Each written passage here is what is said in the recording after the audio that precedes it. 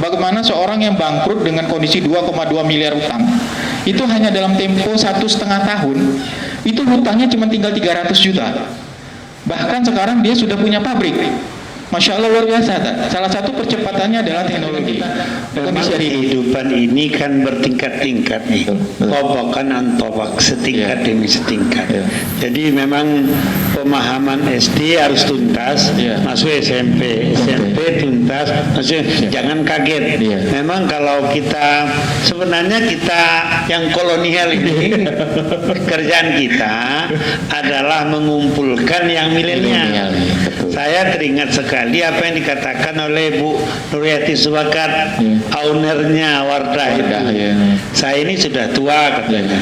Saya memang tidak tahu apa-apa. Tapi jangan salah, yang hebat itu bukan saya. Saya hanya mengumpulkan anak-anak muda ini, yang hebat-hebat ini. Inilah yang memajukan perusahaan saya. Jadi saya terangkan. Jadi kehebatan saya satu, mengumpulkan milenial supaya memang saya bisa terangkat. Kalau seandainya memang dimulai memikirkan bagaimana membangun startup seperti tadi itu kan sebenarnya sederhana. Sederhana. Dimulai dari hanya berpikir menjual. Mendistribusikan barang segar gitu kan. Dan itu sangat banyak sekali. Dan saya pikir skalanya jangan besar-besar dulu. Skala lokal saja. Lokal saja untuk wilayah Pekanbaru saja. Kalau perlu wilayah Tangkerang aja dulu, nggak usah jauh-jauh gitu kan. Dan hampir semua bisnis besar biasanya dimulai dari bisnis lokal. Betul sekali.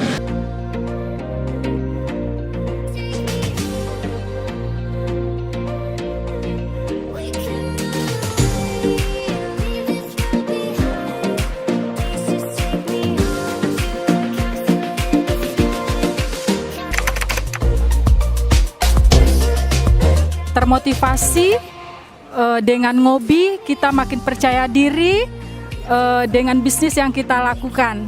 Ya, mudah-mudahan ke depan semua para ngobi sukses. Semenjak saya ikut ngobi, saya lebih percaya diri lagi untuk mengembangkan usaha saya.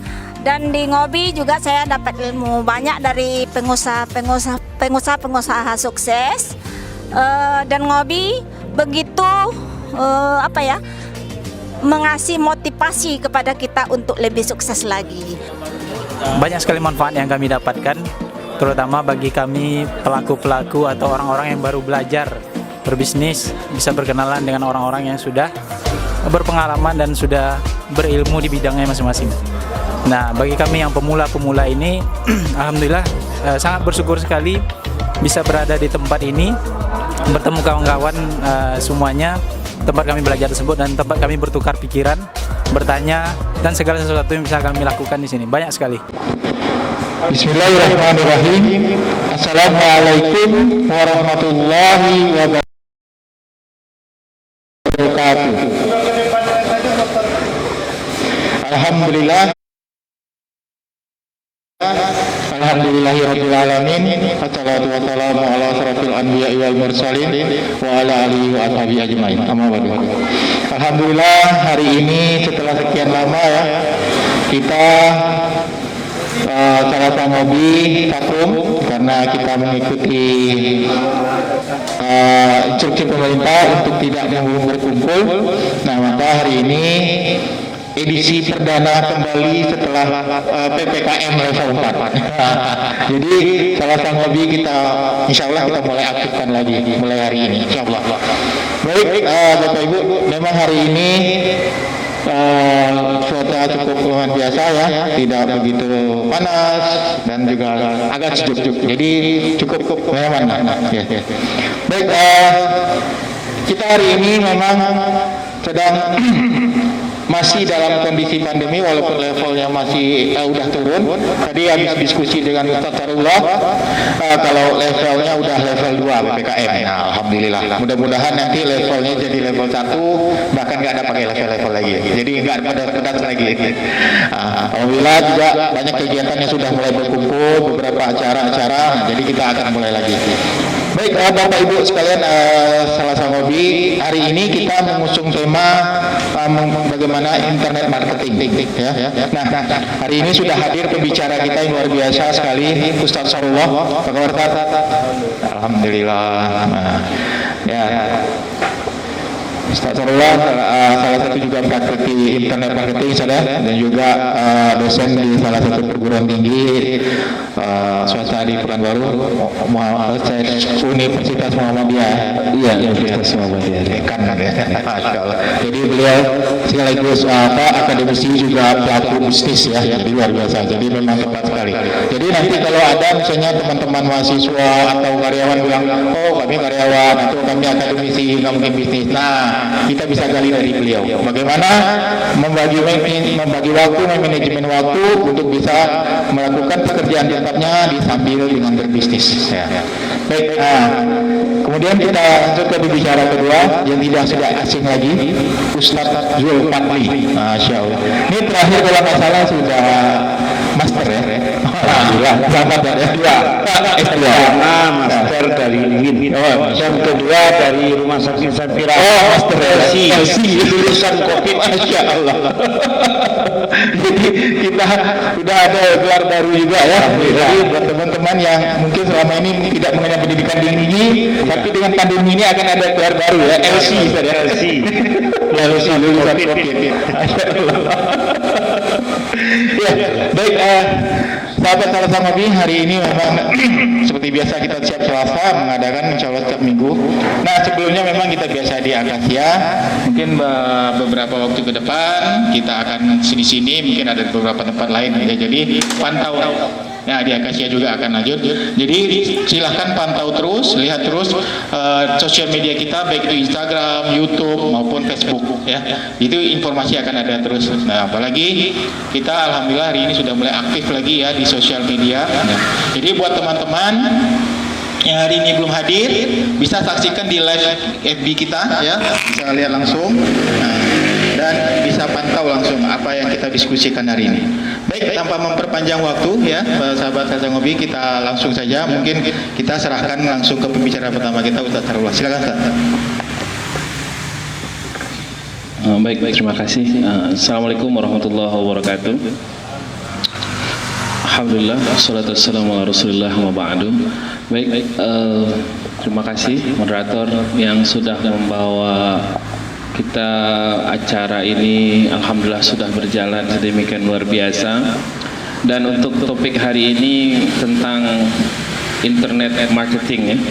Dan memang pada masa 5.0, karena sekarang sudah 5.0, tidak lagi 4.0. Bedanya kalau 4.0 dengan 5.0 itu kalau 5.0 itu berarti sudah kecepatannya itu sudah luar biasa. Ini enggak 5G aja. Nah, enggak 4G lagi, ini udah 5G. 5G ya. Artinya kalau kita lihat zaman sekarang ini tidak ada lagi mungkin orang yang tidak menggunakan jasa internet. Betul sekali. Semuanya pakai jasa internet. Maka WiFi itu hukumnya sekarang sudah menjadi wajib. Kebutuhan primer. Sudah kebutuhan primer. Maka hampir di semua rumah sekarang itu sudah pasti punya punya WiFi. Kemarin saya juga baru MOU dengan Telkom. Kita MOU dengan Telkom kemarin, dan saya tanya, ternyata untuk fiber optik ini untuk jaringan itu kedepannya itu kemungkinan akan terus berkembang. Dan mungkin beberapa waktu lalu ada lemot agak sedikit jaringan kita. Nah, itu karena ada di tengah laut itu fiber optiknya itu terputus. Jadi kabelnya terputus sehingga perlu diperbaiki. Dan beliau katakan bahwa di zaman ke depan ini teknologi informasi ini akan berkembang dengan sangat luar biasa. Dan ini akan berimplikasi kepada model-model bisnis pada masa yang akan datang. Jadi kalau kita lihat, dan ini sekarang pun kita di perguruan tinggi itu kita sudah mulai mengadopsi yang namanya teknologi informasi untuk dunia pendidikan. Jadi umpamanya begini, sekarang tidak ada lagi satu bisnis pun yang tidak menggunakan jasa teknologi informasi. terutama dalam memasarkan produknya, dalam memasarkan bisnisnya, dalam memasarkan apa saja, itu semuanya sudah menggunakan teknologi.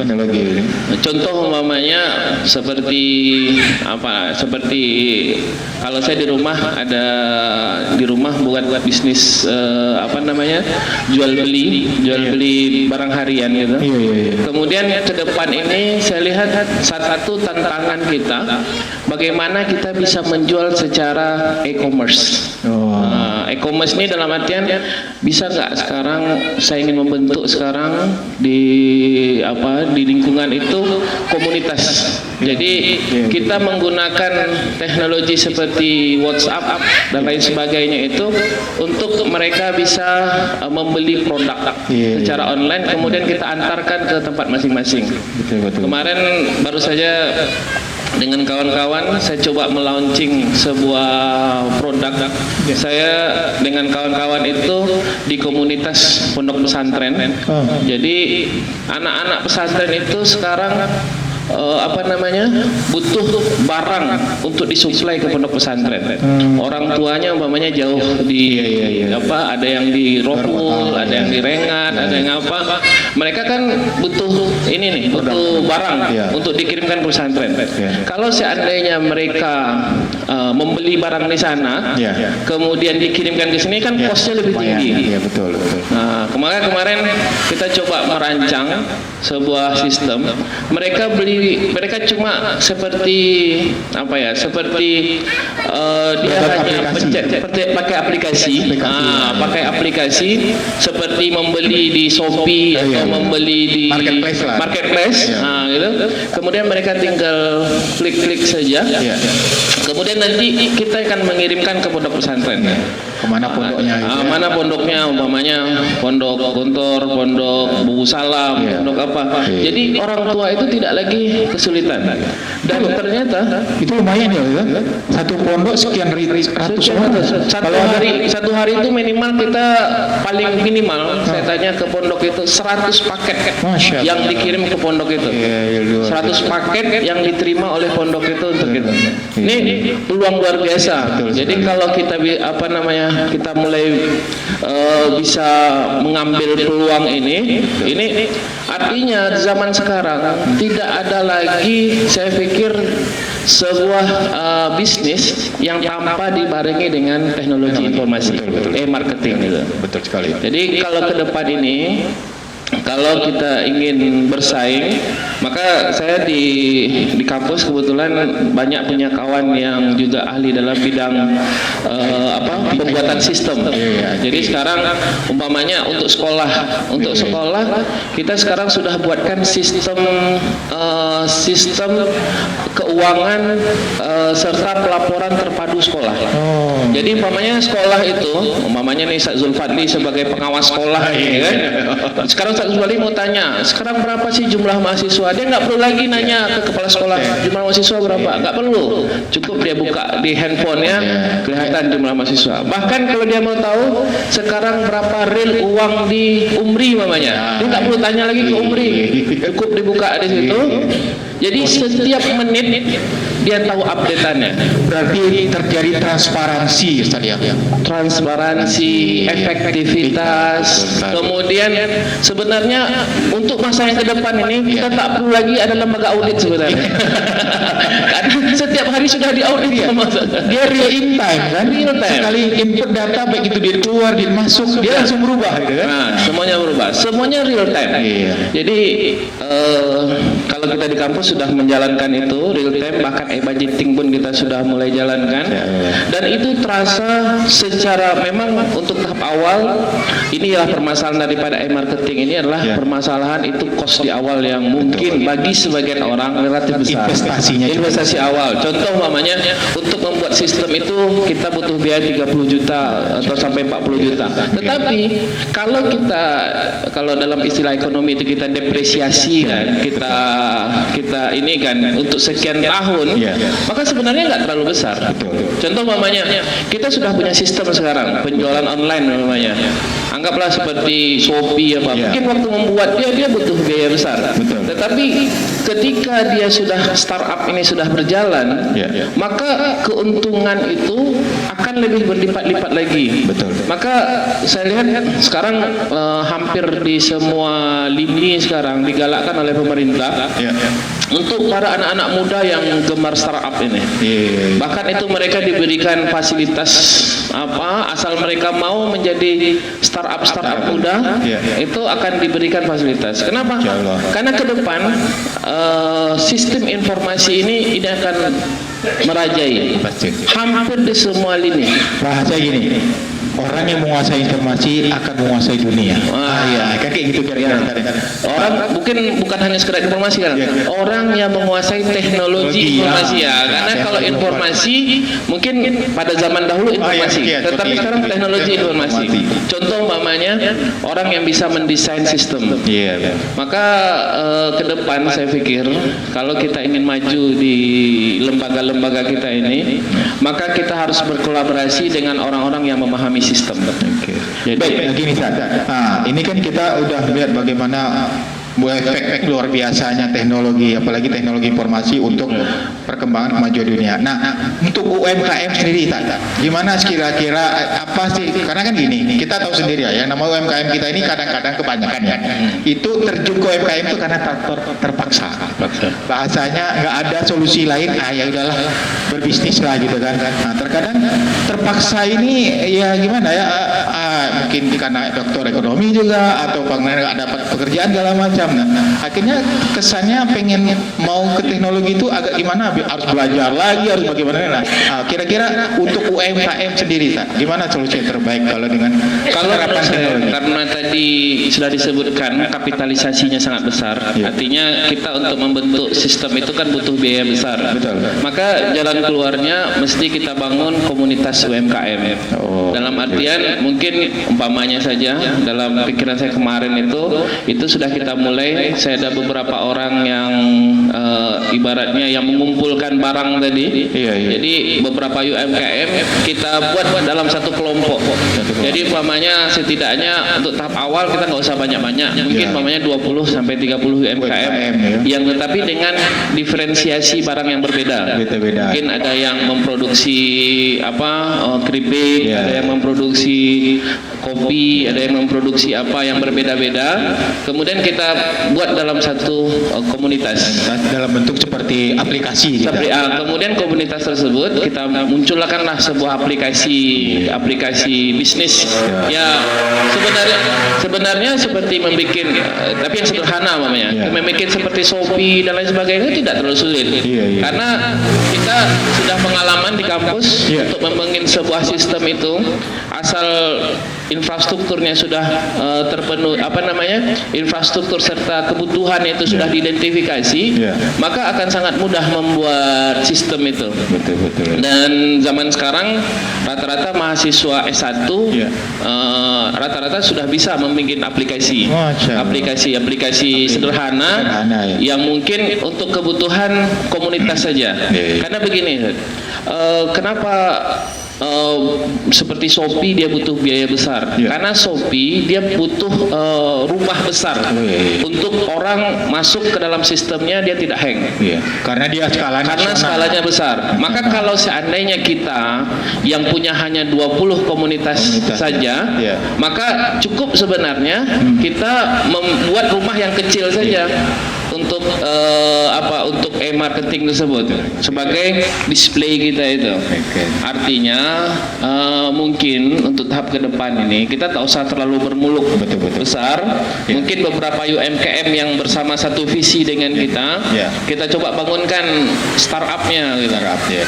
Kita bangunkan startupnya dengan hanya 20 sampai 30 UMKM saja. Berarti untuk mengatasi investasi yang besar di dunia teknologi informasi itu adalah kolaborasi. Kolaborasi. Ya, jadi collaboration kata orang Membangun sekarang. komunitas. Komunitas. Nah, baik Bapak Ibu Saudara Selasa Ngobi. Jadi inilah pentingnya kita berkomunitas. Ya, terkadang begini, memang kita mau investasi ke dunia internet teknologi informasi, tapi karena keterbatasan kemampuan finansial gitu. Tapi dengan seperti kata Ustaz Sarwa tadi, kita berkolaborasi 20 orang, mungkin biayanya sekian puluh juta bisa dibagi, akhirnya ternyata lebih kecil gitu. Jadi kalau bahasa orang dulu bilang ringan sama berat sama dipikul, ringan sama Masya Allah, luar biasa sekali. Baik, kita coba lanjut ke pembicara kita kedua, Ustaz Zulfadli. Nah, Ustaz, bagaimana Ustaz? Kan kini memang luar biasa. Dengan adanya teknologi ini, percepatan bisnis itu udah luar biasa sekali. Bahkan saya terakhir bagaimana seorang yang bangkrut dengan kondisi 2,2 miliar utang, itu hanya dalam tempo 1,5 tahun, itu hutangnya cuma tinggal 300 juta. Bahkan sekarang dia sudah punya pabrik. Masya Allah, luar biasa. Salah satu percepatannya adalah teknologi. Dengan bagaimana dia membuat produknya dikenal banyak orang. Nah, ini Ustaz, bagaimana Ustaz tanggap saran dan tanggapan Ustaz terhadap UMKM? Karena begini Ustaz, kadang di luar sana mereka merasa kerdil dengan diri, saya apalah cuma tamat SMP atau tamat SMA gitu. Mana ngerti saya dunia aplikasi atau segala macam gitu. Nah, itu bagaimana kira-kira Ustaz? Silakan. Ya, terima kasih. Assalamualaikum warahmatullahi wabarakatuh. Waalaikumsalam warahmatullahi wabarakatuh. Yaitu kan sarana dan prasarana serta percepatan dengan teknologi informasi yang ada sekarang. Tapi jangan salah. Ya. Adapun sarana dan prasarana, apabila memang mentalitasnya bermasalah, nah ini persoalannya. Memang makanya dalam membina dan mendidik, terutama sekali memang mental ini. Apalagi sebagaimana yang telah kita ulang-ulang dari awal, karena masyarakat Indonesia ini kan consumer mentality, penikmat. Ya. Jadi kalau dia dapat sesuatu, bagaimana dia beli banyak-banyak, habiskan duitnya, sehingga dia menikmati sampai habis duit. Berbeda dengan negara-negara maju yang memang marketer mentality, artinya mentalnya penjual.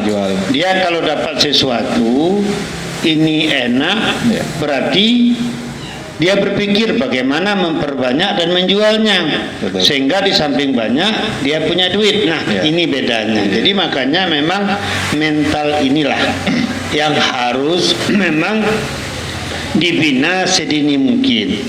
Makanya mental seperti ini harus dilatih dari awal. Sebenarnya Rasul sudah mencontohkan, andaikan memang kita punya mental yang Islami, itu insya Allah di dalam bekerja dan berbisnis pasti maju. Misal, wa kunu ma'as shadiqin, terlatih dengan kejujuran. Orang jujur dikejar, orang jujur disenangi. Orang jujur itu jelas orang kan senantiasa akan mencari siapa pedagang dan pekerja yang jujur. Lalu dengan pelayanan yang adil, yang di luar kerabuli takwa, jadi memang pelayanan itu sangat luar biasa. Apalagi ditambah dengan keramah tamahan yang ada. Tabima rahmatin minallahi intalahum, ramah tamah, wajah cerah, senyum, semuanya. Tapi anehnya entah kenapa masyarakat kita seakan-akan tidak pede dengan apa yang dicontohkan oleh Rasul. Jadi andaikan dia pede dengan apa yang dicontohkan oleh Rasul dan dibuktikan oleh Rasul, disambung, dikerjasamakan dengan kemajuan teknologi yang ada sekarang, kira-kira apa yang terjadi? 2 kali lipat. Betul. Percepatan. Ya, bagaimana dia menjadi tenaga yang ahli, bagaimana memang menjadi tenaga yang mampu memberikan nilai tambah, dan bagaimana dia berkolaborasi dengan networknya tadi. Jadi sebenarnya persoalannya di sini.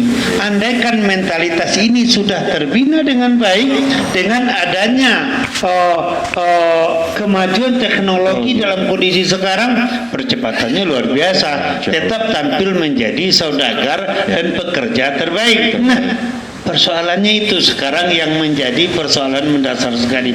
Jadi kemajuan tinggal kemajuan, ya kan, informasi tinggal informasi. Sementara dia tidak mampu mempergunakan kemajuan teknologi yang sekarang ini. Ya, belum lagi dengan 4.0 dengan tambah lagi sekarang 5.0 itu luar biasa. Apalagi dengan sekarang ini dengan lupa saya istilahnya luar biasa yang percepatan yang memang tidak menentu, perubahan yang cepat sekali dalam kondisi sekarang. Kalau memang kita tidak mampu menyikapi itu, juga ketinggalan. Jadi itulah yang harus kita lakukan dalam pembinaan UMKM ini. Kenapa? Karena UMKM ini memberikan masukan kepada perbaikan ekonomi itu kan 60%. Jadi andaikan yang memang kita bisa membina UMKM yang di sekitar kita ini luar biasa sekali. Jadi saya kira itu. Berarti intinya kalau kata orang-orang dulu, jangan salahkan ladangnya. Kan itu. Mau ladang sebagus apapun, tanah sebagus apapun, kalau petaninya nggak ada mentality nggak akan juga jadi. Begitu juga dengan teknologi hari ini. Mau 5.0 apa bahkan mau 6G kata. Udah mulai ada bicara 6G, 5G aja belum diterapkan di Indonesia. Baru udah ada bicara 6G. Jadi timbul kaget saja. Orang sudah mengulang, orang sudah maju, dia kaget lagi itu. Orang udah di atas puncak gunung masih juga di kaki kok ada di atas. Iya. Baik, sahabat Salsa Kopi, jadi intinya apapun perkembangan teknologi, tetap bagaimana manusianya. Jadi jangan sampai dengan adanya perkembangan teknologi hari ini kita bukan hanya sebagai pemain, tapi hanya jadi sebagai penonton. Itu salah kali Sebenarnya memang banyak hal yang intinya asal kita mau belajar. Karena juga beberapa saya lihat memang apalagi yang kita lihat banyak sekali di luar sana startup tadi seperti kata Ustaz Allah itu baru mulai ketemu angle-nya atau momentumnya langsung berkembang cepat. Salah satu contoh aja kita lihat ada salah satu penyaing kopi terkenal di dunia itu yang gambarnya ada Dewi itu. Nah itu ada kopi Indonesia kalau nggak salah saya Janji Jiwa itu kalau nggak salah. Itu bagaimana dia menggunakan teknologi itu bisa membuat bahkan sekarang udah sampai di luar negeri saja. Itu luar biasa sekali. Jadi seperti kata Ustaz tadi asal pelakunya itu memiliki mentality orang yang mau berkembang. Nah ini bagaimana Ustaz pandang Ustaz dengan istilahnya poin teknologi hari ini kan banyak sekali tuh banyak sekali peluang istilahnya bukan hanya sekedar kita untuk memasarkan produk, mungkin bahkan job-job atau pekerjaan-pekerjaan baru. Karena juga kadang teknologi ini juga menghapus pekerjaan-pekerjaan lama gitu. Nah itu gimana kira-kira Ustaz? Baik itu untuk UKM ataupun pelaku yang lain. Oke, baik. Mungkin gini, kalau kolonial maka akan tertinggal ada teknologi informasi ini itu sangat, bahkan kita sendiri di dunia kampus sendiri itu nggak terpikir begitu cepat kecepatannya. Apalagi pandemi ini apalagi pandemi ini mengakselerasi betul kan? Akselerasi. Jadi yang sebelumnya itu nggak terpikir kita itu di dalam pelaksanaannya bisa diterapkan gitu. Artinya dengan pandemi ini salah satu mungkin hikmah Allah berikan pandemi gitu kan. Kepintaran orang, tapi orang yang betul Ustaz Zulfadli bilang yang punya mental tadi kan, orang yang punya mental maka dia akan bisa menguasai pasar dengan sangat cepat. Betul. Dan ini mungkin saya katakan ini walaupun saya akademisi saya katakan itu tidak akan didapatkan di dunia pendidikan sebenarnya karena ini adalah murni hasil alam pikiran dan percepatan kecerdasan anak itu sendiri. Kenapa? Karena zaman sekarang dengan hanya bermodal wifi, bahkan mungkin wifi gratis numpang sama Ustaz Zulfadli gitu kan, di sini sampai itu mereka bisa menjadi lebih maju ketimbang orang yang hanya ikut di mainstream saja. Kenapa? Karena dunia sekarang ini dalam model sistem e-marketing ini seberapa cerdas seseorang itu semuanya bisa dipelajari. Betul. Apalagi dengan sarana yang sangat banyak sekarang ini. Ada YouTube. Semuanya YouTube, semuanya bisa. artinya bahwa untuk bagaimana seseorang itu akan sukses sekarang itu memang keuletan dia dalam aktif di dalam sosial media. Bukan sosial media, dalam teknologi informasi. Karena sosial media kan bahagian kecil saja daripada marketing itu sendiri. Dan itu masih banyak lagi. Jadi saya lihat sekarang kolaborasi antara semua bisnis dengan marketing itu sangat dibutuhkan. Jadi semuanya, baik itu bisnis UMKM apapun, bahkan di dalam bidang pendidikan pun kita nggak bisa lepas daripada sistem. Betul. Semuanya kita memang bagaimana sekarang ini kita bisa memotivasi semua orang untuk masuk ke dalam sistem. Jadi saya ingat 2002 ketika saya kuliah di Malaysia saja.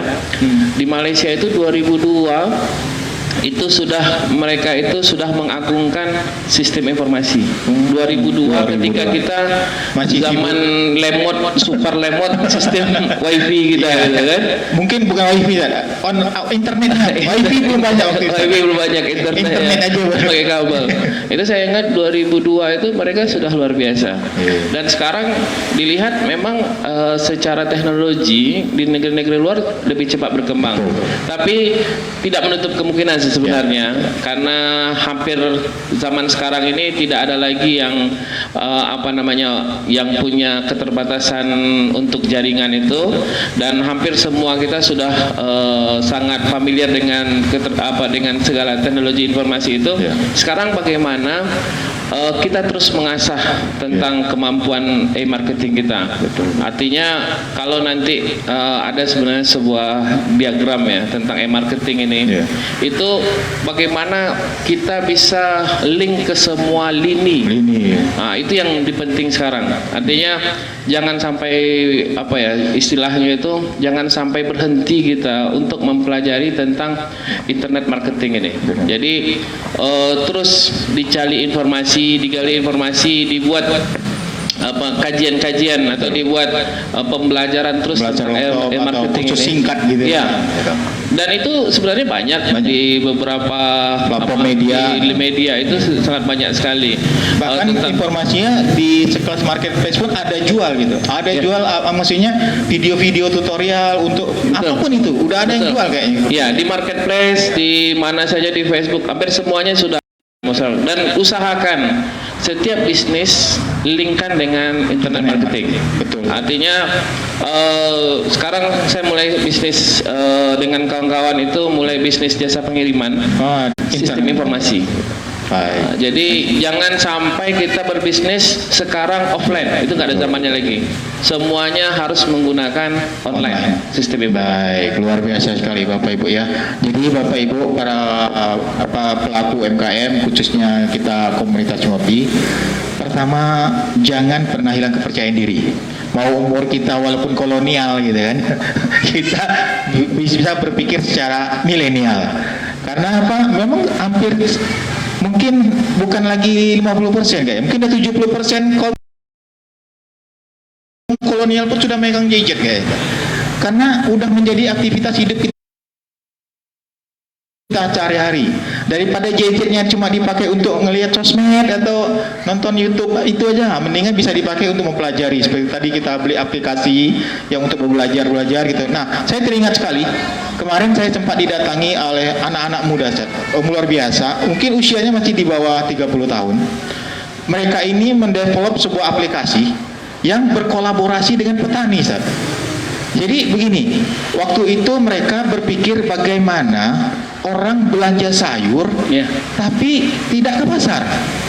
Nah, akhirnya dalam proses waktu mereka kebetulan tamatan salah satu kampus swasta di Riau ini, anak-anaknya masih ada juga.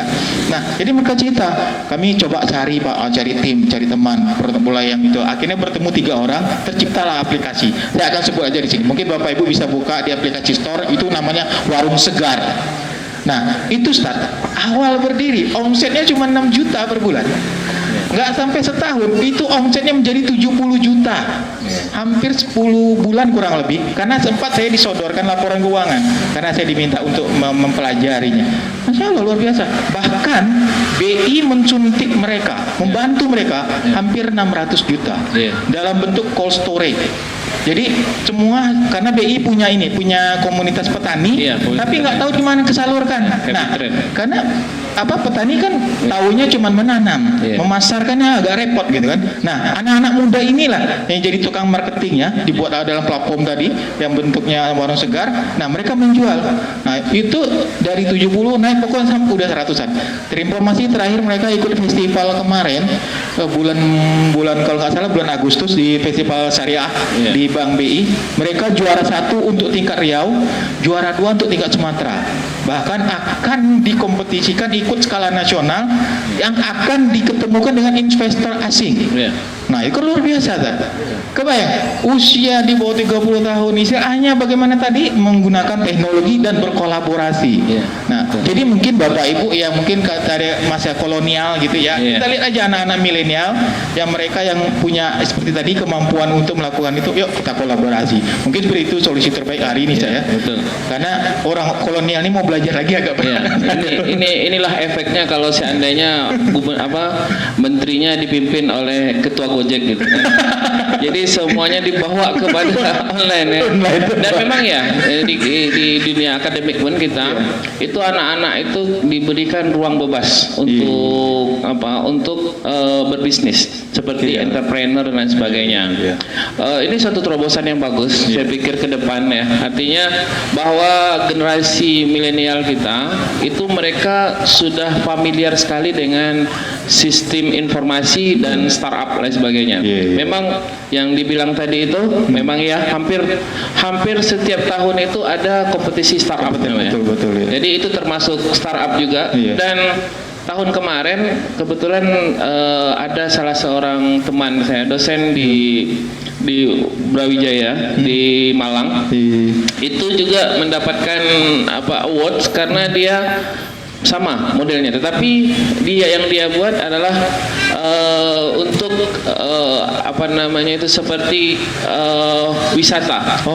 Jadi wisata di daerah, wisata itu sebenarnya wisatanya di daerah Banyuwangi. Jadi ada wisata-wisata lokal itu dikembangkannya, dibuatnya startupnya luar biasa, dieksplor dan lain sebagainya. Itu dapat award akhirnya karena dia bisa memajukan. Saya pikir Riau dengan konsep wisata halal gitu. Betul. Artinya sebenarnya ini bisa kita propose ke pemerintah. Kita ingin memajukan wisata halal di seperti apa. Mudah-mudahan generasi banyak nanti dari milenial tentunya yang memang memulai itu, dan saya pikir nanti support kalau seandainya memang dimulai memikirkan bagaimana membangun startup seperti tadi itu kan sebenarnya sederhana, dimulai dari hanya berpikir menjual. Mendistribusikan barang segar gitu kan, dan itu sangat banyak sekali. Dan saya pikir skalanya jangan besar-besar dulu, skala lokal saja. Lokal saja untuk wilayah Pekanbaru saja. Kalau perlu wilayah Tangkerang aja dulu, nggak usah jauh-jauh gitu kan. Dan hampir semua bisnis besar biasanya dimulai dari bisnis lokal. Umpamanya seperti Shopee, Gojek sendiri kan sebenarnya awalnya kan hanya transportasi antara di satu daerah di Jakarta saja. Kemudian lama-kelamaan karena ini sistem aplikasi, yang namanya aplikasi itu adalah sifatnya bisa digunakan, tergantung lagi membuat rumahnya saja. Ibaratnya kalau biasanya dalam sistem bisnis startup seperti itu, biasanya kan awalnya kita rumahnya kecil, mamanya kita buat kedainya cuma satu ruko. Tapi kalau kita ingin seperti kami saja di kampus itu, kalau seandainya sistem yang kita bangun itu cuma satu ruko, begitu masuk nanti mahasiswa 10.000 dalam satu waktu, berarti kan rumahnya harus diperbesar. Tinggal rumahnya saja kita perbesar, tapi sistemnya berubah, enggak perlu berubah. Artinya kalau pengalaman kita, Ya. yang kita rubah itu hanya rumahnya saja, kapasitasnya saja. Jadi apakah interior di dalamnya ini berubah? Ya berubah, tapi sedikit saja. Tapi hanya sifatnya itu adalah justifikasi, penyesuaian. Tetapi hanya kita membeli domain yang lebih besar saja. Jadi kalau menurut saya yang sudah dibuat seperti tadi itu, dia hanya tinggal nanti kalau seandainya skalanya lebih besar, dibuat saja nanti rumahnya lebih besar. Hanya bahasanya memperlebar dan memperlebar rumahnya saja jadi ke depannya. Jadi saya pikir itu kalau bisa di Pekanbaru ini kita munculkan, dan saya terus memotivasi para milenial, mahasiswa dan semua yang mau bergabung itu untuk terus mengembangkan bisnis-bisnis startup seperti ini. Coba lihat di sekeliling apa yang dibutuhkan. Seperti umpamanya kemarin itu saya sudah tawarkan kepada mahasiswa itu tentang penjualan bibit ikan. Jadi sekarang kan banyak para para penjual bibit ikan, tetapi kadang-kadang mereka nggak tahu susah memasarkannya, apalagi ada kampung lele dan lain sebagainya. Saya bilang sama beberapa orang mahasiswa di bidang teknologi itu, coba sekarang bisa nggak itu dibuatkan ininya, dan itu masih banyak lagi yang lain. Jadi intinya sebenarnya peluang untuk internet marketing ini itu sangat besar sekali. Masih ibaratnya slotnya itu masih banyak yang bisa dimanfaatkan. Berdasarkan data yang terakhir saya himpun, walaupun kita sudah masuk di masa pandemi, jadi kalau dibandingkan perputaran uang di online dengan di offline, itu online itu belum sampai 20%-nya, Pak. Berarti masih ada peluang 80%-nya lagi. Ini kan luar biasa besar gitu. Nah, itu luar biasa. Jadi Bapak Ibu ya, jangan khawatir, walaupun kita kolonial, tinggal aja kaum milenial gitu kan. Jadi ibarat dulu kan juga begitu. Baik, Ustaz, saya tadi tertarik dengan yang anak-anak muda tadi, karena mereka betul begini, kami juga nggak menyangka Pak bisa sebesar ini. Kebayang kan? Karena waktu dimulai itu di kos-kosan dengan biaya investasi mereka sumbangan itu satu orangnya 1,5 juta buat beli domain, buat beli hosting segala macam gitu kan, terus buat beli produk 4,5 juta, dan bulan pertama dapat omset 6 jutaan, tiba-tiba nggak sampai setahun udah jadi 70 jutaan gitu kan. Kami juga bingung, tiba-tiba ada yang baci kami storage yang harga 600 juta dan kami harus sewa ruko katanya, kan cepat sekali gitu. Nah itu gimana fenomena, kadang ada orang nih tiba-tiba dapat durian runtuh bingung gitu gimana. Jadi gimana pandangan Ustaz dengan kita kondisi hari ini? Kehidupan ini kan bertingkat-tingkat nih, tobakan antobak, setingkat demi setingkat. Jadi memang pemahaman SD harus tuntas, masuk SMP tuntas, jangan kaget. Memang kalau kita sebenarnya yang kolonial ini kerjaan kita adalah mengumpulkan yang milenial. Saya teringat sekali apa yang dikatakan oleh Bu Nuriyati Subakat, ownernya Wardah itu. Saya ini sudah tua katanya. Saya memang tidak tahu apa-apa. Tapi jangan salah, yang hebat itu bukan saya. Saya hanya mengumpulkan anak-anak muda ini, yang hebat-hebat ini. Inilah yang memajukan perusahaan saya. Jadi saya terangkan. Jadi kehebatan saya satu, mengumpulkan milenial supaya memang saya bisa terangkan. Jadi sebenarnya memang ilmu manajemen seperti ini juga kita kolonial inilah yang punya, ya kan? Nah, jadi kita memanfaatkan bagaimana dengan anak-anak muda yang ada serta teknologi ini, kita kan sudah malas berpikir. Betul. Cuma jangan semuanya malas berpikir, kita berpikir bagaimana memberdayakan tenaga mereka. Jadi kata kuncinya memang keberanian untuk mengawali sesuatu yang dia cita-citakan utama sekali. Makanya iman itu bukan hanya sekedar angan-angan. Al-imanu laisa bitamani walakin mukhara fi qalbi wa sadaqah. Jadi iman itu bukan sekedar angan-angan, bukan sekedar cita-cita, sekedar harapan, tapi dia punya keyakinan kuat dan nampak dalam amal perbuatan. Nah, orang yang akan dapat itu memang orang yang memang mengikuti perubahan dan berani memulai perubahan itu. Innallaha la yughayyiru ma biqaumin hatta yughayyiru ma bi anfusihim. Allah tidak akan memberikan perubahan kalau memang dia sendiri tidak mau berubah. berubah. Jadi perubahan ini memang dimulai dari hati dan pikiran kita, lalu kita gerakkan. Wa qul i'malu fasayarallahu ma lakum wa rasuluhu. Bekerja kalian, kata Allah.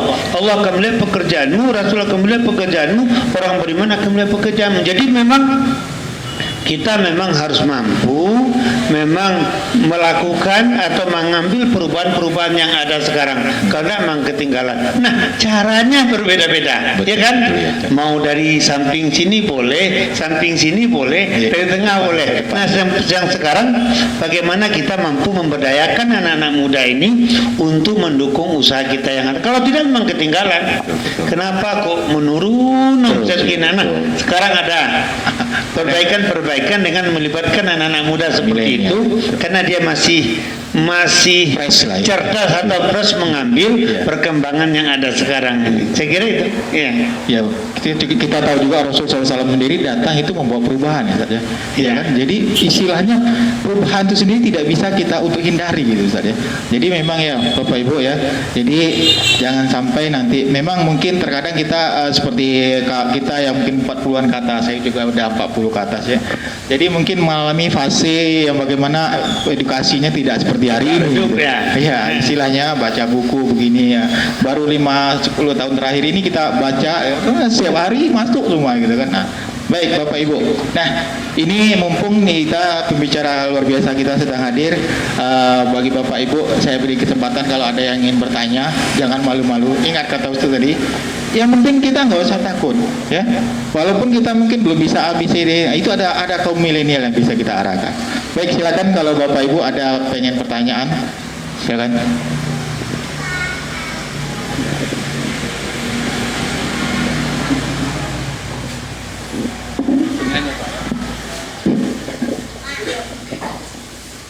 Assalamualaikum warahmatullahi wabarakatuh.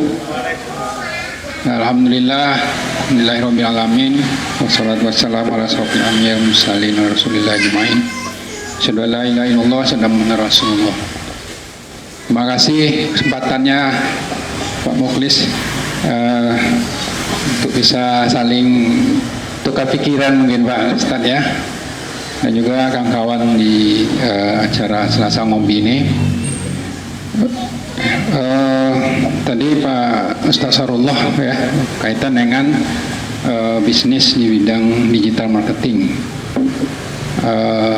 Memang kondisi anak-anak muda sekarang ya lebih cenderung bisnis yang cepat ya cepat, artinya tidak terlalu lama, tidak berbelit-belit dan mudah biayanya Pak ya. Jadi saya di kampus juga mengajar kewirausahaan, ya, juga mengarahkan kepada anak-anak supaya membuat usaha, ya. Usaha itu ya bisa sesuai dengan keahlian ataupun mungkin ada seni-seninya ataupun bakat yang ada. Cuma mereka kebanyakan kendalanya dari segi modal, katanya, ya kan? Karena kami juga perlu biaya Pak untuk membeli bahan baku, ya, kemudian untuk kebutuhan biaya produksi, ya, kemudian nanti gimana cara pasarnya, ya. Nah, ini saya jelaskanlah kepada mereka bahwa kalau masalah modal itu kan teknis, ya, tidak harus kita pikirkan masalah modal dulu baru bisa usaha, enggak, tapi kita pikirkan dulu. Ya, apa yang telah kita buat, kemudian pasarnya kemana? Kalau pasar sekarang sudah ada solusi, seperti Pak Ustaz sampaikan tadi, ya kita tinggal membuka atau membuat link, Pak ya, atau web. Nah, baik melalui Facebook, ya maupun YouTube, ataupun kita masuk ke grup-grup, itu sudah satu memudahkan untuk pasar gitu. Ya, rasa tidak ada yang susah. Umumnya anak muda udah punya HP kan, malah lebih canggih lagi HP-nya pada kita yang udah kolonial. Kita hanya pakai bisa untuk ini moto udah, tapi kalau anak sekarang udah canggih Pak. Ya, video bisa membuat link aplikasi informasi cepat mereka. Jadi bagi yang punya ide bisnis, ini bakal seperti Pak Sarullah, ya masa-masa kuliah itu udah bisa mempunyai uang ya. ya sudah punya penghasilan, ya tinggal dia menciptakan atau menemukan ide bisnis yang apa yang lagi disukai sekarang. Mungkin yang pandemi ini ya banyaknya kayak produk kuliner misalnya, ya. Dan juga saya kan di pertanian, kebetulan anak-anak kita juga hobi bertani atau bertanam. Ya, itu juga yang seperti Pak Muklis sampaikan tadi. Ya, mereka juga bisa mempromosikan apa keahlian di bidang pertanian. Sehingga dia bisa banyak juga. Kami di kampus juga ada pasar tani, Pak. Nah, itu salah satu penjualannya melalui grup tadi. Ya, jadi tidak ada yang tidak habis, Pak. Setiap panen habis praktikum anak-anak itu langsung habis. Jadi tidak sampai dibawa ke pasar tradisional atau pasar apa swalayan, enggak. Itu hebatnya sekarang bisnis sekarang nih, ya. Nah, kemudian mungkin saya menanya ke Pak Ustaz Sarullah kaitan dengan konten-konten tadi, Pak. Bagaimana supaya anak-anak kita yang punya kreativitas tadi, ya, dia itu tidak terbawa kondisi aturan perundang-undangan mengenai undang-undang IT, ya. Saya pun belum paham kali gimana tuh Pak Ustaz, apakah perlu kita misalnya kita ngambil video, ya, mungkin dalam konten ini bukan dirinya yang di video tapi orang lain, ya. Kemudian di share ya kepada khalayak banyak.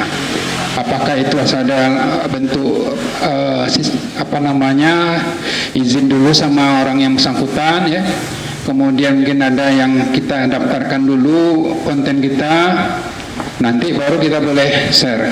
Karena nanti ya mungkin kita secara teknis undang-undang kan juga gini, undang-undang digital ini kan sudah diatur pemerintah.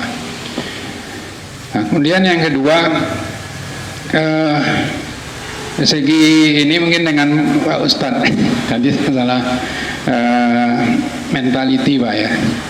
Ya, jadi memang kondisi milenial tidak semuanya yang punya mental, Pak, ya. Tidak semuanya punya mental bisnis, ya. Dan juga banyak yang takut tadi. Nah, bagaimana mendorong anak-anak ini jangan belum mencoba dah tidak mau, ya. Kemudian tadi perasaan ya, faktor usaha tadi, modal, ya. Mungkin dari Pak Ustadz yang punya pengalaman ini memulai usaha ya dari awal kan juga kesulitan modal, Pak, ya. Tapi sekarang sudah kita lihat bagaimana Pak Ustadz Zulfadli bisa mengembangkan bisnis ya, dengan mentality yang gimana memberikan kekuatan bagi anak-anak muda kita. Kalau bagi yang sudah dewasa mungkin banyak lagi hal yang perlu. Yang kolonial tadi banyak pikirnya mungkin sekarang nih, ya. Ya, kalau bagi pandemi ini mungkin 2 hal itu aja, Pak Muklis. Terima kasih. Assalamualaikum warahmatullahi wabarakatuh.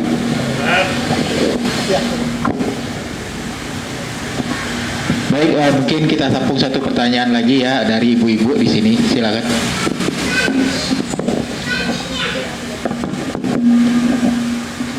Assalamualaikum warahmatullahi wabarakatuh. Terima kasih sebelumnya Pak atas kesempatannya untuk bertanya.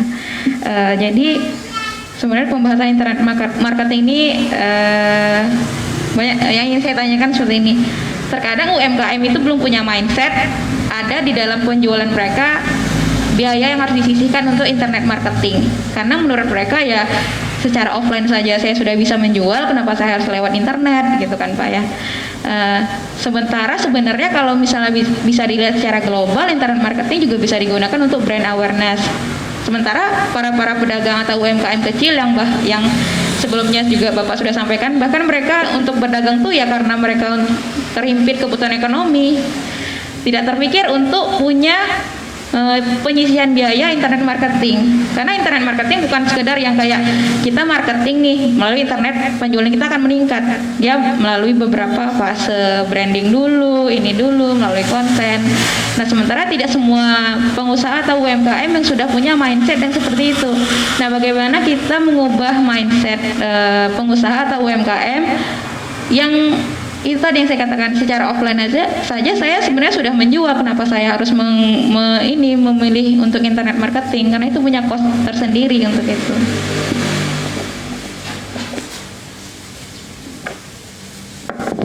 Baik, langsung aja ya karena ini. Nah, pertanyaan pertama tadi untuk Ustaz Terwo dari Pak Dr. Fahrial ya, yaitu bagaimana dengan undang-undang ITE terhadap anak-anak yang kreatif gitu kan?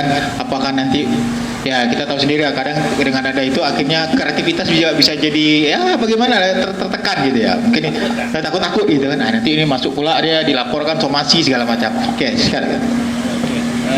Baik, terima kasih Dr. Fahrial. Intinya sebenarnya kan Undang-Undang ITE sekarang sudah direvisi. Direvisi itu dalam artian tidak seperti dulu lagi. Seperti dulu lagi itu dalam artian sedikit-sedikit orang bisa lapor dan lain sebagainya. Ya. Tapi sejak adanya surat edaran dari Kapolri tentang Undang-Undang ITE itu, artinya laporan ITE itu baru akan diproses kalau memang dianggap memang punya dampak signifikan terhadap ininya. Artinya umpamanya kalau dulu kan orang sedikit saja salah ITE. Sekarang sudah ada sebuah surat edaran dari Kapolri, telegram Kapolri kepada seluruh kepolisian yang apabila ada masalah undang-undang ITE, maka nanti akan dilihat tingkat signifikansinya dulu. Umpamanya kalau hanya sekedar mengcopy paste konten dan sebagainya, biasanya hampir semua polisi nggak akan mau memprosesnya. Itu sudah ada kemarin itu surat edaran dari Kapolri itu. Makanya kan hampir sekarang kita jarang dengar laporan tentang IT lagi, sudah jarang. Dan ini sudah sebuah kewajiban juga karena kita lihat di dunia barat pun hampir semua masyarakat sana masalah copy paste itu kan sudah sedemikian lazim, dan itu sudah di dalam dunia teknologi tidak bisa dihindarkan lagi. Jadi dunia bebas ya. Dunia bebas. Jadi mungkin saya pikir gini, kalau seandainya memang kontennya itu memang sangat penting, umpamanya untuk jangka panjang, kita memang harus punya karena mungkin takut kalau digugat. Tapi kalau hanya sekedar untuk menaikkan branding nama gitu kan, kadang-kadang kan ada yang umpamanya jiplak satu produk orang lain yang sekarang lagi booming TikTok lain sebagainya itu kan, hampir banyak orang membuat seperti itu supaya dia instan naik, tetapi hanya sekedar mendekatkan rating saja. Jadi ini strategi saya pikir di dalam internet marketing.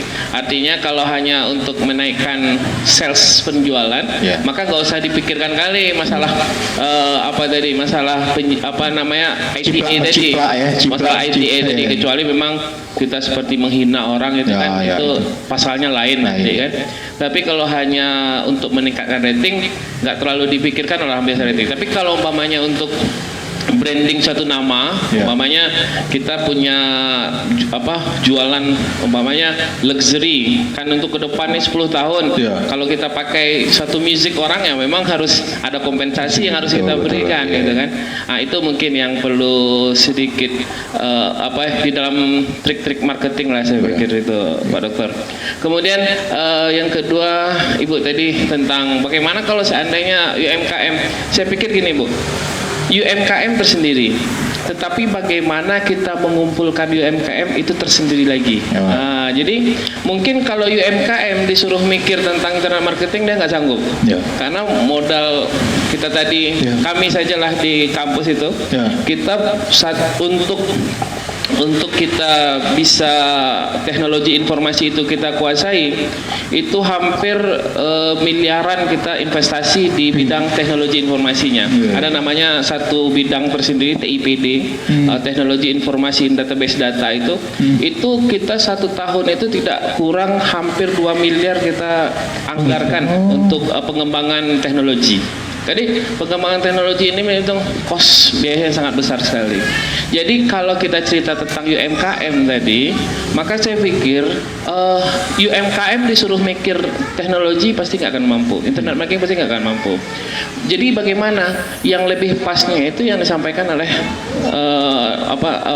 Ustadz tadi kan, bahwa ada anak muda yang memang mereka kan nggak praktisi UMKM sebenarnya. Kalau di cerita tadi mereka nggak praktisi, mereka adalah orang yang mengumpulkan orang menjual perusahaan tani kan, produk tani, hasil pertaniannya. Karena sudah merupakan kelaziman sekarang di bidang di bidang ekonomi ini, orang tidak bisa menguasai satu pasar secara keseluruhan. Oke, kolaborasi ya. Kolaborasi. Orang menguasai dari hulu ke hilir itu sudah sesuatu yang impossible, yang sudah mungkin kita katakan nggak akan mungkin.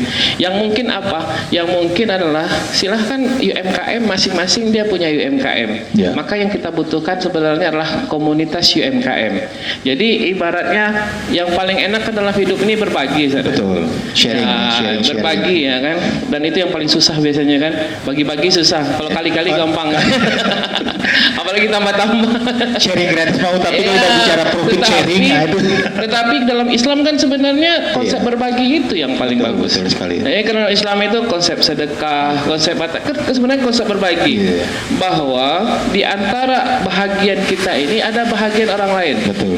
Jadi sebenarnya mindset yang harus dibangun di MKM itu, ini saya punya profit keuntungan ini, kapitalisasi biaya saya adalah 10 juta omset saya. Maka sebenarnya bagaimana bisa 1 juta kemudian bersama-sama 10 UMKM membangun sebuah startup. Nah, jadi umpamanya UMKM yang sebidang lah umpamanya, atau UNR misalnya. Apa? UNR. Iya, UR umpamanya, rumah tangga, produk-produk rumah tangga, produk keripik dan lain sebagainya. Bisa mereka membangun sebuah startup bersama. Kemudian di-hire lah orang-orang kaum milenial yang bisa membuat itu. Jadi dengan artinya yang masing-masing UMKM yang tadi menyisihkan saja dan mereka bisa bersama-sama, nanti dibuatlah sebuah perencanaan ke depan. Biasanya kalau kita di bidang internet marketing itu nanti kita akan berikan proposalnya biasanya. Jadi umpamanya ibu-ibu UMKM nanti yang satu komunitas tadi ingin mengembangkan internet marketingnya, nanti biasanya yang sudah biasa di bidang internet marketing nanti akan bikin proposalnya. Kira-kira modelnya seperti apa, bentuk ke depannya seperti apa, proyeksi keuntungannya seperti apa, pasar yang akan didapat seperti apa. Kemudian kita bisa masuk ke lini mana saja. Itu nanti akan mereka yang sudah terbiasa di internet marketing akan memberikan semacam studi kelayakan lah terhadap barang tersebut. Biasanya seperti itu. Baik, luar biasa. Nah, mungkin sedikit saya ingin tambahkan tadi masalah mindset UMKM, bagaimana internet marketing ini saya offline aja udah omset gitu kan, ngapain juga online gitu. Nah, ini ada salah satu contoh guru saya. Kebetulan juga edisi kita kemarin pernah kita undang ya, Pak Wan Muhammad, guru saya. Itu dia punya outline itu 103 offline. Nah, dia termasuk kaum kolonial. Ya, jadi waktu sebelum pandemi dia nggak terlalu berbicara soal online gitu. Nggak berpikir, maksudnya ada berpikir tapi nggak begitu terlalu digubris lah gitu. Tapi karena ada pandemi, waktu itu dia mulai, tapi sedikit diambilnya sebagian karyan offline itu untuk mengerjakan offline, karyan offline mengerjakan online. Nah, di bulan pertama omsetnya nggak seberapa, 0,003% dari omset offline dia.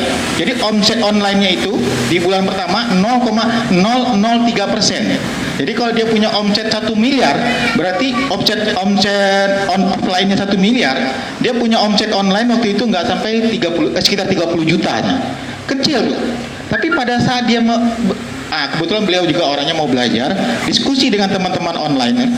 Dibilang teman-teman yang online, oh kalau gini Pak nggak bisa, karya offline Bapak suruh ngurus online, itu mereka punya kesibukan masing-masing. Akhirnya buat divisi tersendiri online, khusus online. Bapak Ibu bisa bayangkan dari 0,003% omset di bulan pertama, bulan berikutnya itu naik menjadi 0,06%. Bulan kedua omsetnya dibandingkan dengan omset offline, omset online-nya di bulan kedua itu naik menjadi 0,1%. Naiknya tuh 300 kali lipat tuh. Jadi dia sampai berpikir, oh ini luar biasa offline gitu. Sampai dia karena kebetulan dia orang akuntansi, dia menghitung dalam setahun omset online saya itu bisa menyamai 50% omset offline. Kebayang hanya setahun. Kenapa? Asal dia jaga pertumbuhannya setiap bulan naiknya 300 kali lipat. Nah, dia yakin kenapa bisa naik 300 kali lipat? Karena pasarnya luas. Jangkauannya luas. Dia 103 cabang itu hanya bermain di daerah Jabodetabek, Jawa Tengah. 2 provinsi. Nah, kalau saya main di seluruh Jawa, Jawa Barat, Jawa Tengah, Banten segala macam, ini saya yakin bisa meningkatkan 300% setiap bulan. Maka dalam tempo setahun itu omset online saya bisa menyamai 50% omset offline. Dan dia bilang, kalau gitu ngapain saya harus buka cabang lagi? Nah, itu Bapak Ibu. Jadi maksud saya begini, kalau memang kita ingin merubah mindset, kita lihat siapa benchmarknya atau siapa contohnya. Dan saya berani mengatakan kalau teman-teman UMKM ingin lihat contohnya, nanti suatu saat kalau beliau datang akan kita hadirkan lagi. Insya Allah saya kebetulan beliau itu hampir tiap bulan pulang ke Pekanbaru karena ibunya masih ada di Pekanbaru. Nah, jadi kalau baru UMKM ingin merubah mindset, oh ngapain saya udah punya omset di offline, ngapain juga harus online lagi gitu. Nah, ini luar biasa. Jadi online itu untuk percepatan Bapak Ibu.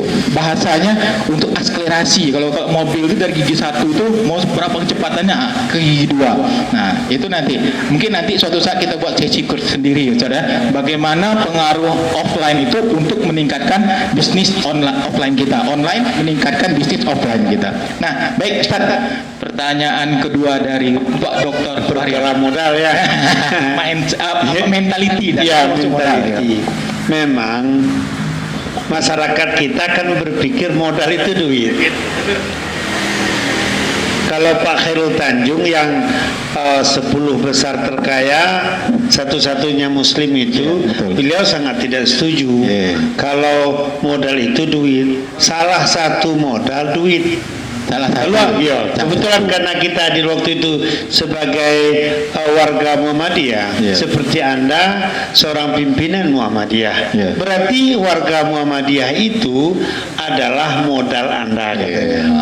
Lalu yang kedua, Anda sebagai seorang pimpinan berarti Anda sudah punya modal untuk dipercaya menjual dan memasarkan sesuatu, atau memang memberikan aturan untuk memakai produk sesuatu di masyarakat Anda katanya.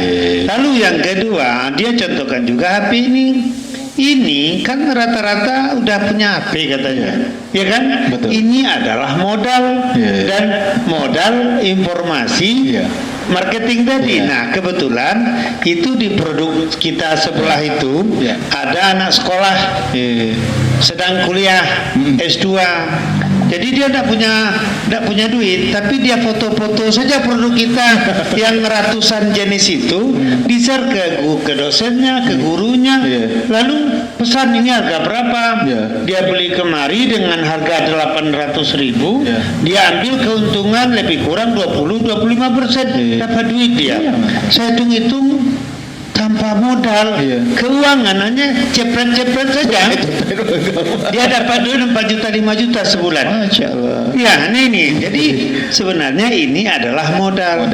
Jadi memang media modal, sahabat modal, organisasi modal. Seperti saya, sebagai seorang penceramah, saya lihat itu jemaah itu modal saya. Seperti yang dikatakan oleh Ibu Narati Sebakat, kami kan hadir ratusan di Tangerang di pabrik beliau. Apa kata beliau? Saya jual kosmetik, jual bedak, embody dan segala macam. Saya melihat wajah ibu bapak-bapak ini adalah uang saya katanya. Kenapa? Pakai bedak semua, pakai embody dan segala macam. Jadi sudut pandang kita memandang modal ini jangan sempit. Nah, seakan-akan modal ini adalah duit. Nah, andaikan pemikiran seperti itu bisa dirubah. Nah, dahsyat sekali. Indonesia ini sumber bahan baku, sumber sarana, sumber daya alam yang bisa dijual. Orang dari luar mencari di Indonesia supaya memang mereka kaya. Anehnya orang Indonesia sendiri banyak yang miskin. Padahal dia Air saja di sini mahal. Coba, nih air ini siapa yang bikin? Kuat siapa yang bikin? Murah kuat orang luar semua, coba. Sementara kita yang punya tidak bisa memberdayakan. Jadi sebenarnya kembali kepada mental tadi. Dari consumer mentality menjadi marketer mentality. Singapura apa punya dia? Tidak ada. Tapi mentalitas marketernya luar menjualnya. Iya kan? Oh, Jepang juga jiwa menjualnya, Cina juga jiwa menjualnya. Mereka udah sempit di sana.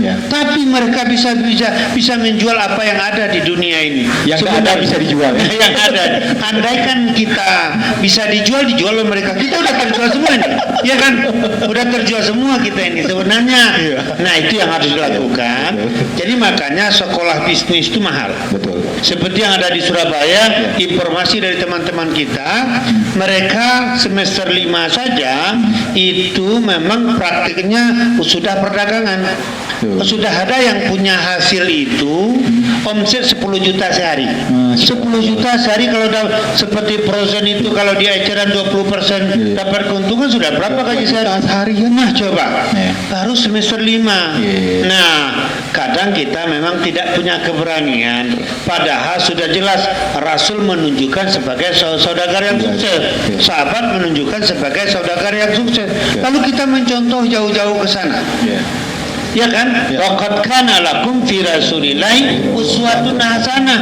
Andaikan mental itu dimulai dari kejujuran, semangat bekerja dan semangat menjadi tenaga ahli, semangat menyervis, apalagi dengan semangat kebersamaan. Kita ini 87% lebih. Cuma diberdayakan oleh orang. Kenapa kita tidak berdayakan sendiri?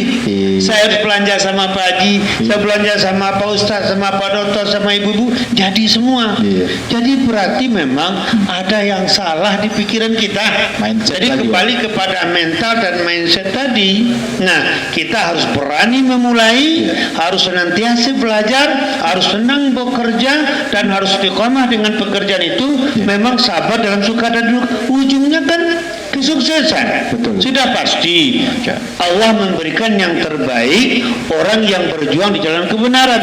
Walladzina jahadu fina lanahdiyannahum subulana. Ternyata orang sukses itu bukan karena dia cerdas, gagal bukan karena bodoh, tapi perkara rajin tidak rajin. Jadi makanya orang pintar belum tentu sukses, orang bodoh belum tentu gagal, tapi orang rajin pasti.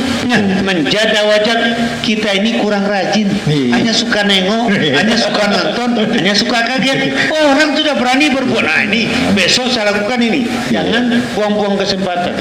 Jadi makanya Pak CT pesan menjadi orang yang pantang menyerah, menjadi orang yang sangat disiplin, menjadi orang yang suka perfect, menjadi orang yang suka detail, ya kan, menjadi orang yang suka bersahabat. Jangan pernah pikirkan hasil akhir, karena hasil akhir itu Allah yang tentukan. Faiza azamta fatawakkal Allah. Jadi makanya pengusaha besar itu tidak sakit hati dan tidak sakit kepala. Kenapa? Berhitungnya di awal, evaluasinya di akhir, di tengah dia hanya bekerja saja. Jadi makanya orang banyak duit itu banyak ketawanya. Itu kira-kira aja, ya kan? Tidak ada sakit hati, tidak ada sakit kepala, hanya bekerja. Evaluasi nanti. Seperti orang berenang tadi, udah kalau udah bisa berenang lompatlah. Nanti bisa apa tidak di akhir di ujung sana. Saya kira itu. Baik, Masya Allah, luar biasa sekali ya apa yang kita bahas hari ini. Memang kalau kita bicara bisnis ini, apalagi sudah berkaitan dengan teknologi bisnis ya, ini nggak ada habis-habisnya. Mungkin kalau satu sesi ini nggak cukup. Ada tambahan sedikit. Ini produk teman kita yang kita makan kemarin, Pak Ustadz.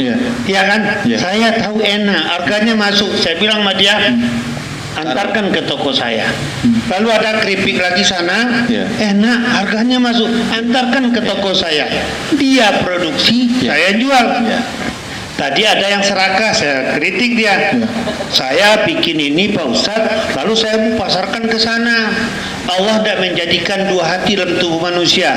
Kalau produksi saja, kalau jual saja. Antum produksi banyak-banyak, saya tukang jual. Jadi cocok. Kolaborasinya seperti tidak serakah. Tukang bikin ya, tukang jual ya. Akhirnya bikinannya tidak jadi, jualnya tidak selesai. Saya kira gitu. Jadi ini luar biasa sekali, enak sekali. Nih, kalau di sini gratis, kalau udah ke sana beli. Iya, baik, luar biasa sekali. Jadi ingat apa yang bisa itu kata kuncinya adalah fokus ya. Sebenarnya fokus apa yang bisa kita maksimalkan. Jangan kita fokus kelemahan kita, fokus pada kelebihan-kelebihan yang kita miliki. Itu luar biasa sekali. Karena kekuatan fokus itu bisa memecahkan batu yang keras sekalipun. Baik, sahabat Selasa Ngopi, ini kita nggak terasa ya waktu ini udah berjalan nih. Udah 1 jam lebih ya. Ya mungkin kita butuh closing statement dari para pembicara kita. Mungkin silakan Pak Charul. Terima kasih Pak Ustadz Mukhlis. Jadi intinya internet marketing memang adalah kita bagaimana memasarkan produk ya dengan teknologi informasi. Kemudian yang kedua, jangan ragu untuk berinvestasi di teknologi informasi. Intinya yang tadi sudah disampaikan, mungkin sebagian orang ragu, ini teknologi informasi kita butuh biaya besar, gimana efeknya? Mungkin efeknya tahap awal makin kecil, tetapi pada periode berikutnya pasti akan lebih besar. Betul. Kemudian yang kedua, jangan pernah kita anti dengan teknologi informasi, karena teknologi informasi ini kalau kita anti kita akan tenggelam. Iya. Tetapi kalau kita mengikuti dengan tentunya meng-hire, jadi kalau saya sering katakan, kalau bisa mungkin zaman dulu orang akan berinvestasi di marketing itu hampir 30%. Betul. Itu dalam bidang marketing, Betul. Kalau sekarang investasi di marketing itu silahkan 50%. Terutama di teknologi informasi.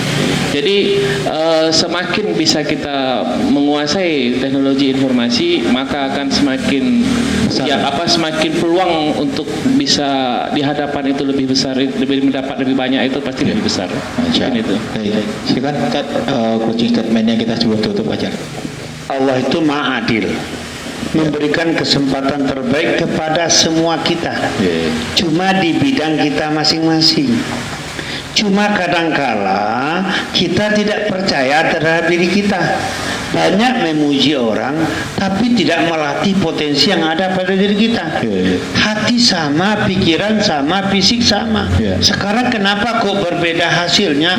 Orang selalu mengasah hatinya sehingga punya keyakinan penuh. Orang selalu mengasah otaknya sehingga dia cerdas. Orang selalu mengasah gerakannya sehingga dia menjadi pekerja keras.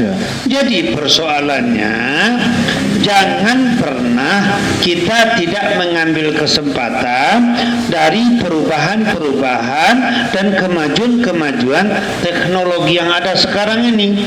Kalau berhenti kita dalam menata hati, pikiran dan pekerjaan kita serta mengikuti perkembangan teknologi yang ada, maka pada waktu itu kita akan menjadi orang yang tinggal dan kalah. Padahal hidup ini adalah pilihan terbaik di atas rata-rata atau jadi orang biasa saja. Masya Allah, luar biasa sekali ya Bapak Ibu.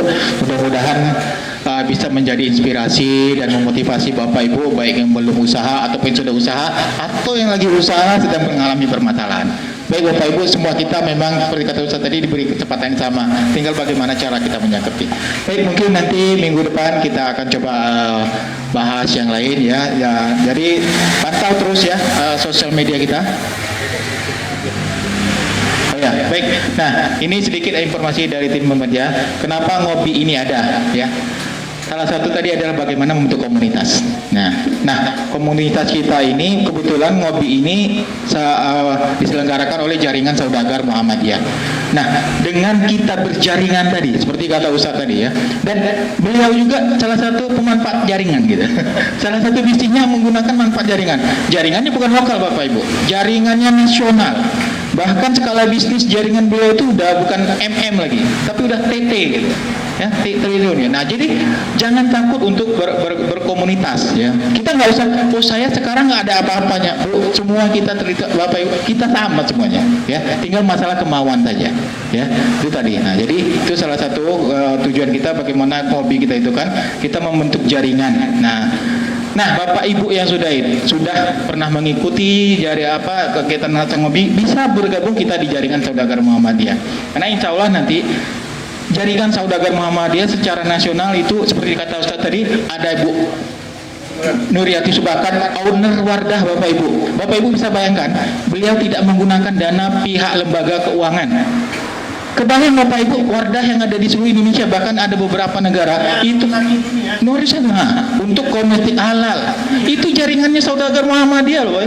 Dan beliau adalah salah satu pengurus Muhammadiyah Pusat di bidang ekonomi. Nah, terus juga bendahara ya. Nah, banyak sekali pengusaha-pengusaha besar. Kita melihat mereka besar. Nah, beliau itu supplier beliau itu TT, Bu. Maksudnya omsetnya T. Tapi dengan jaringan karena orang Muhammadiyah dan bisa berdirilah yang namanya Frozen di Pekanbaru ini. Jadi nggak usah takut. Maksudnya, ayo kita bergabung berkomunitas. Jadi salah satu manfaat berkomunitas tadi, salah satu mengurangi cost kita ya, dengan adanya kolaborasi kita bisa bersama-sama. Sekarang udah bukan zamannya one man in show ya, seperti sendiri-sendiri, jangan ya, gunakan manfaat komunitas ya. Baik Bapak Ibu, inilah informasi sedikit sekilas tentang jaringan Selasa Ngobi yang ditaja oleh jaringan saudagar Muhammadiyah. Jadi nah ini informasi sedikit kita dari tempat ini. Nah, buat Bapak Ibu yang pengen mencari perabot, ngasih tahu. Jati Jepara Bapak Ibu ya. Nah, itu produk juga ya. Baik, mungkin karena waktu kita sudah berbeda ya. Jadi saya sebelumnya mohon maaf kalau ada penyampaian saya yang salah, kurang berkenan bagi Bapak Ibu. Jangan lupa saksikan terus insya Allah setiap hari Selasa sekitar jam 16.30 sampai jam 17.30. Kita akan kita akan bahas hal-hal yang berkaitan dengan bisnis. Baik itu apapun itu kita akan bahas. Kalau Bapak Ibu punya ingin bahasan, kita akan coba ajukan nanti. Atau pengen tempatnya kita buat acara Selasa Ngobi juga tidak ada masalah.